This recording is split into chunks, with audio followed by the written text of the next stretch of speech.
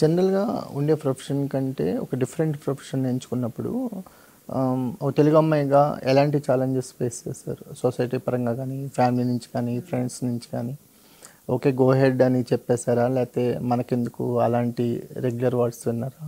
Definitely అవే విన్నాను. Regular వర్డ్సే విన్నాను. ఎందుకంటే వాళ్ళకి భయముంటది కదా! ఇప్పుడు తెలుగమ్మాయి. సో, ఆబ్వియస్‌లీ ఆర్థోడాక్స్ ఫ్యామిలీ మాది గూడా.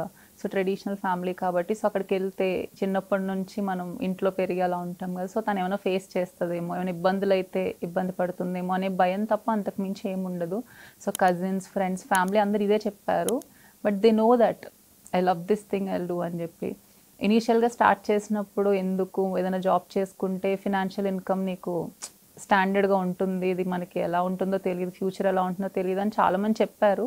But I trust in my self. నేను స్టార్ట్ చేశాక కొన్ని వర్క్స్ చేసినప్పుడు వాళ్ళు నమ్మడం స్టార్ట్ చేశారు.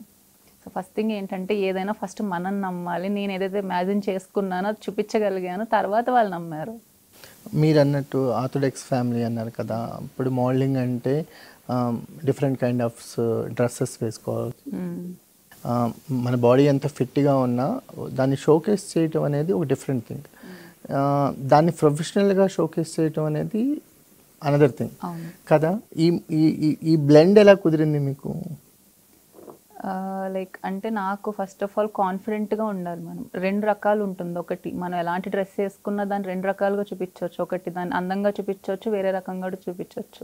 ఇప్పుడు మేము మోడలింగ్‌లో ఏ డ్రెస్ ఏసుకున్నా అక్కడ మాకు ఆల్రెడీ ముందే ఉంటుంది. ఈ kind of model or like ఈ మెజర్‌మెంట్స్‌తో ఉన్న అమ్మాయికి మనకి ఈ అవుట్‌ఫిట్ బాగుంటుంది అని చెప్పి.